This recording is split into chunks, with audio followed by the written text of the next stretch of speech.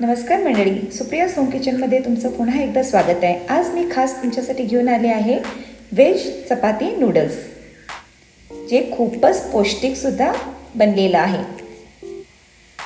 कुठलीही झंझट न करता ह्याच्यामध्ये व्हेजिटेबल्स ॲड केले आहेत आणि ॲडिशनल जो फ्लेवर ॲड केला त्याच्यामुळे तर ह्याचं टेस्ट खूपच चविष्ट होतो आणि मुलांना तर हे नक्कीच आवडणार. तर चला आता आपण रेसिपीला सुरुवात करूया.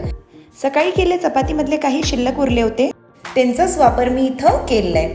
तर ह्या चपातीनं आपल्याला असं रोल करून घ्यायचं आहे आणि एकत्र करून आपल्याला ह्याला गोल गोल बारीक चिरूनसुद्धा घ्यायचे आहेत. इथं मी 4 चपात्या घेतलेल्या आहेत आणि 4ही चपाती मी अशाच प्रकारे बारीक चिरून घेतलेल्या आहेत. 1 बाय 1 आपल्याला हे सगळे चपात्या अशाच पद्धतीनं कट करायचे आहेत.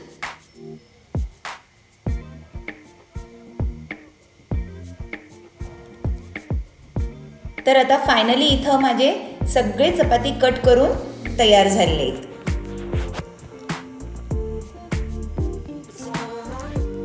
इथे चपातींचे जे लेयर्स आहेत ते सुद्धा एकदम खुले खुले झालेले आहेत. तर चला आता आपण ह्याच चपातींना यूज करून एक नवीन रेसिपी तयार करूया.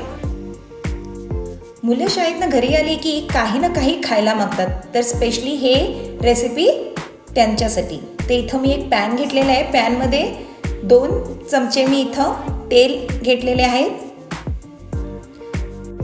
आता इथं तेल छानपैकी गरम झालं. याच्यामध्ये मी अर्धा चमचा जिरं घातलेलं आहे. जिरं छानपैकी तडतडलं की ह्याच्यामध्ये आपल्याला 5 ते 6 मिरच्यासुद्धा चिरून घालायच्या आहेत.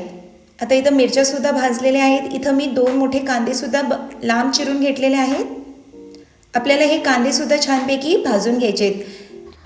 लवकर कांदे भाजण्यासाठी इथं मी अर्धा चमचा मीठसुद्धा ॲड केलेलं आहे. आता आपल्याला हे छानपैकी परतून घ्यायचं आहे.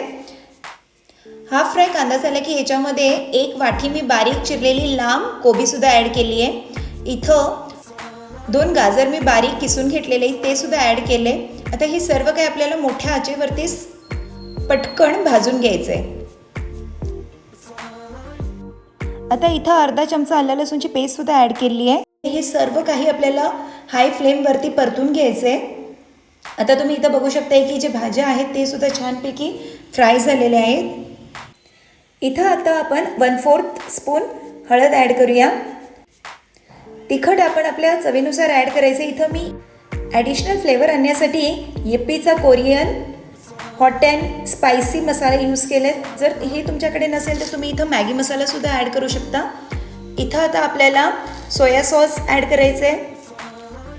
इथं मी टोमॅटो सॉससुद्धा ॲड केलं आहे. आता हे सर्व काही जे इन्ग्रेडियंट्स आहेत ते आपल्याला छानपैकी मिक्स करून घ्यायचे.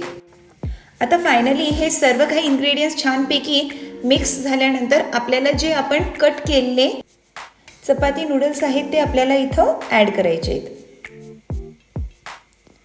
आता इथं मी 4 चपाती घेतलेले आणि ते कट करून घेतलेले. आता हे सर्व काही आपल्याला पॅनमध्ये मिक्स करून घ्यायचं आहे. आपल्याला हे हलक्या हातावरतीच परतून घ्यायचे, जेणेकरिता जे सर्व काही मिक्सचर आहे ते छानपैकी प्रत्येक पीसला लागून जाईल.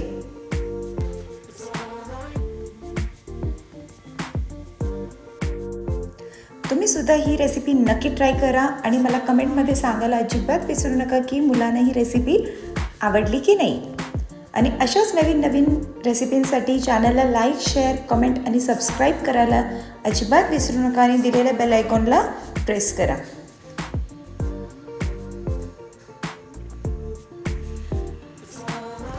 नक्की ट्राय करा. थँक्यू.